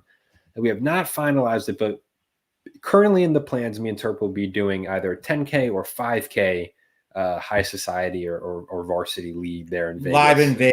I mean, we're definitely going to do one. We just have to figure out matching up schedules. Yeah, we're trying to decide. Like, do we want to? We'll just give you guys the inside scoop. Is trying to decide. We usually do it Thursday, but we're trying to maybe it's worth it to show some of the ADP impact of the Thursday game. Maybe try and pull a Friday one. So we'll keep you guys posted. We'll know that sooner rather than later. But yeah, so we got only four more live drafts upcoming. 3 Fantasy Pros main event, and 2 Fantasy Pros a main event, and then the live draft in Vegas. That's going to do it for us. Again, thanks to Abib Agbetoba. He hopped on for about the first 12 rounds. shared all his insight. Thank you to everyone in the chat who participated. We'll be back next Tuesday, 9 p.m. Brian Drake from Fantasy Points. We'll see you guys then. Draft in the Fantasy Pros Championship, $1 million on the line, $6 million prize pool. Drafts are filling every single day. See you guys next Tuesday. See you guys.